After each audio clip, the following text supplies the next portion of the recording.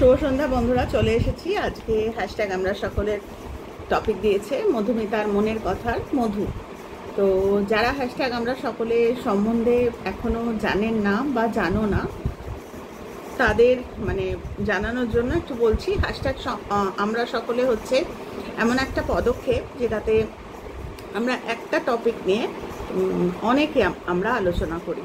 তো হ্যাশট্যাগ আমরা সকলে দিলে চ্যানেলগুলো সব চলে আসবে এবং প্রত্যেকেই আমরা কোনো ফিক্সড কিছু নয়, যার যেরকম মনে হয়, কিন্তু একটা বিষয় আমরা আলোচনা করি। তাতে কি হয় যে আমরা সবসময় ভাবি না যে আমরা যেটা জানি সেটাই ঠিক, কিন্তু সেটা যে সবসময় ঠিক না সেটা আমরা আলোচনায় বুঝতে পারি।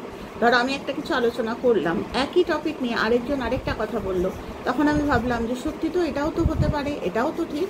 তো এটা একটা কন্ট্রিবিউশন, আমাদের ছোট্ট একটা পদক্ষেপ, যেটাতে মানুষের একটু ভাবনা চিন্তার একটুখানি আর একটু অন্যভাবে আমরা যাতে ভাবতে পারি যে আচ্ছা ঠিক আছে, এরকমভাবেও তো ভাবা যেতে পারে, এরকম একটা।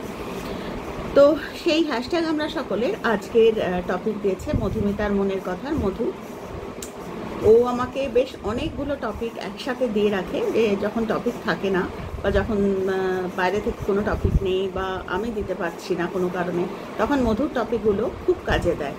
তো ওগুলো থেকে আমি একটা একটা করে ও এমনও হয়েছে যে ও হয়তো ভুলে গেছে যে কোন টপিক আমি দিই, এতদিন আগে দেওয়া টপিক হয়তো ও নিজেই ভুলে গেছে, কিন্তু আমি দিই কারণ আমার কাছে থাকে টপিকগুলো। তো টপিকগুলোর মধ্যে আজকে যেটা ও দিয়েছে সেটা হচ্ছে নাম্বার 1 হচ্ছে আপনার ভিতরের কণ্ঠস্বর শুনছি। খুব সুন্দর টপিক, আপনার ভিতরের কণ্ঠস্বর শুনছি, বিষয়টাই হচ্ছে তাই। দ্বিতীয়টি হচ্ছে একটি নতুন কর্মজীবন পুনরায় শুরু। কি সুন্দর দুটো চেহারা, দুটো বিষয়ের চেহারা। তো প্রথমটা হচ্ছে আপনার ভিতরের কণ্ঠস্বর শুনছি। এ যেন ঠিক আমাদের বৌদ্ধ ধর্মের মতো, যে মানুষ যাই কিছু বলুক না কেন তার ভিতরে কিন্তু একটা অন্যরকম কণ্ঠস্বর থাকে। সেটা সবসময় যে জ্ঞানে বলে তা না, অজ্ঞানেও অনেক সময় কিন্তু আমরা অনেক সময় অনেক রকম কথা বলি, কিন্তু অ্যাকচুয়ালি আমাদের ভিতরে আরেকটা এটা বলতে গেলে সেই কথামৃতের ওই গল্পটা আমি বহুবার বলেছি তোমাদের, যে শ্রী শ্রী রামকৃষ্ণ পরমহংসদেবের একদিন উনি দেখছেন যে ভাবের ইয়েতে উনি দেখছিলেন যে ওনার শরীর থেকে দুটো শরীর বেরিয়ে এসেছে, একটি ডেভিল ফোর্স আর একটি পজিটিভ ফোর্স। দুজনের মধ্যে মারপিট হচ্ছে উনি দেখেছেন, এবং শেষ পর্যন্ত যদিও ডেভিল ফোর্স মারাত্মক শক্তিধর, কিন্তু তা সত্ত্বেও কিন্তু পজিটিভিটির জিত হয়েছে। তো এটাও ঠিক তাই, যে আমরা অনেক সময় অনেক রকম কথা বলি, আমাদের কণ্ঠে হয়তো অনেক রকম কিছু থাকে, তার পিছনে প্রচুর কারণ থাকে, আমাদের বলতে হয় অনেক সময়। আজকেই আমি আমার মেয়ের সঙ্গে একটা কথা বলছিলাম যে আমি না খুব ট্রান্সপারেন্ট, কীরকম বলবো, আমি খুব একটা যদিও লোকে বলে এটাকে উইজডম, অ্যাকচুয়ালি এটা উইজডম নয়। আমরা নর্মালি এটা বলে থাকি যে মা একটু উইজডম অ্যাপ্লাই করো, এখানে তোমার এটা বলা উচিত না, তোমাকে লোকে খারাপ ভাববে নর্মালি। তো আমার মেয়েও বলছিল যে মা এরকম বলবে, তারপর যদি তোমাকে দেখ মাম্মা, সত্যি কথার মতো বা কজ যেটা সত্যির মতো এত পাওয়ারফুল কিছু হয় না। তবে হ্যাঁ, উইজডম কোনটা, এড়িয়ে যাওয়া নয়, ওই সত্যিটাকেই একটু সুন্দর করে বলা, যাতে যাকে বলছি তাকে আমি সুন্দর করে বলি, এবং সে যেন আমার প্রকৃত কণ্ঠস্বর বা আমার প্রকৃত ইন্টেনশনটা বুঝতে পারে। এমন করে হার্শ করে বললাম না, বা সার্কাস্টিক্যালি বললাম না, বা তাকে ব্যথা দিয়ে বললাম না। অনেক রকম রূপ থাকে না এক একটা কথার।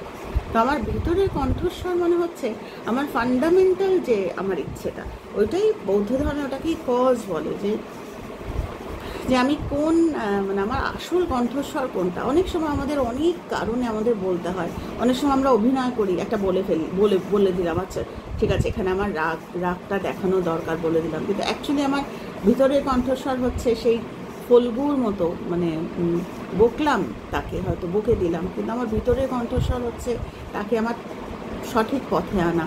তাকে বকে দিলাম হয়তো, বা তাকে হয়তো একটু হার্শ করে কথা বলে দিলাম, কিন্তু সে কিন্তু আমার ভিতরের কণ্ঠস্বর বুঝলো যে না, রঞ্জনাদি কিন্তু আমাকে বকেছে, তার কারণ এই আমার ভালোর জন্য, আমার খারাপের জন্য না। তো ওইটা আমার যেটা টপিকটা শুনে মনে হলো, আপনার ভিতরের কণ্ঠস্বর শুনছি। আসলে আমরা ঝট করে না লোককে খারাপ বলে ফেলি, বা জাজ করে ফেলি, বা বিভিন্ন রকম আমরা কথা বলে ফেলি বিভিন্ন রকম, কিন্তু আমরা যদি একটু কান করে একটু দুটো দিন আমরা যদি অপেক্ষা করি, তার জীবনটাকে জানবার চেষ্টা করি, বলছে না যে প্রত্যেকটা মানুষের মধ্যে, সে মানে নির্বিশেষে সে যেরকম মানুষই হোক না কেন, তার মধ্যে কিন্তু একটা সুপ্ত ওই ঈশ্বর মানে ঐশ্বরীয় একটা রূপ থাকে। সেটা বিভিন্ন কার্মিক বিভিন্ন ইয়েতে ঢেকে থাকে বাকি, কিন্তু আমি যেভাবেই থাকি না কেন, আমি কিন্তু আপনার ওই অন্তরের যে কণ্ঠস্বর ওটা শুনছি, যে আপনি বাঁচতে চাইছেন, আপনি ভালো থাকতে চাইছেন, বা আপনি জায়গায় তুমিও হতে পারে তুমি। তো সেটাকে আমার সঙ্গে টপিকটা হচ্ছে একটি নতুন কর্মজীবন পুনরায় শুরু। তো সাধারণভাবে মনে হয় যে কর্মজীবন বলতে বোধহয় ব্যবসা বাণিজ্য বা চাকরি বাকরি বা যেরকম কর্মজীবন।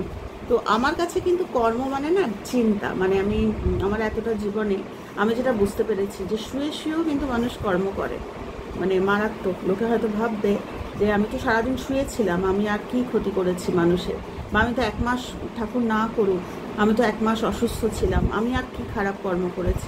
শুয়ে শুয়ে সব থেকে বেশি খারাপ কর্ম করা যায়। তো যারা সহমত হবে আমাকে কমেন্টে জানিও। তো আমার মনে হয় কর্ম হচ্ছে প্রথম কর্ম, যেটা হচ্ছে চিন্তায়। তো আজকে আমি একটু শর্ট করে তোমাদের বলছি, কেননা তোমাদের আমি গতকাল বললাম যে আজকে রূপার ছেলে ওরা সব আছে, আজকের দিনটা থাকবে, কালকে ওরা বেরিয়ে যাবে, আর আগামীকাল আমাদের বড় মিটিং। তো আমি কোনো কাজই বারণ করি না, বলে দিতেই পারতাম যে আমার কালকে আমার বাড়িতে গেস্ট আছে, আমি মিটিংয়ে থাকবো না, পড়াতে পারবো না, কিন্তু আমি সেটা করিনি।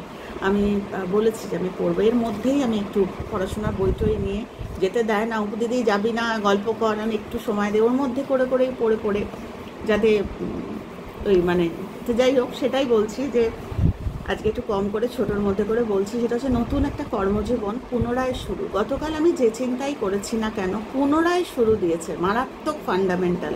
যে আমি গতকাল যাই করে থাকি না কেন, আমার অতীত কিন্তু আমি নিজে হাতে মুছে সুন্দর একটা ভবিষ্যৎ আমি বানাতে পারি আমার কর্মের দ্বারা। তো সেটাই বলছে, একটা নতুন কর্মজীবন, আমার নতুন একটা চিন্তা আজকে থেকে। কিন্তু আমি গতকাল আমি কি করেছি আমার তাতে হাত নেই, মানে আমি ইচ্ছা করলে কিন্তু আজকে নতুন করে ওভার পাওয়ার করতে পারি ওই খারাপ চিন্তাগুলো বা ভুল বোঝাগুলো, সেগুলো নতুন করে। তো সেটা হচ্ছে পুনরায় কর্মজীবন শুরু। কর্মজীবন মানে যে সবসময় কাজে কমে, বললাম না যে শুয়ে থেকে সব থেকে বেশি কর্ম করা যায়। তো কর্মজীবন মানে হচ্ছে চিন্তার জীবন, এটা আমার যেটা মনে হলো আমি সেটা বললাম তোমাদের। তো আজকে আমি একটু ছোটোর ওপর ছাড়লাম, তোমাদের যদি মনে হয়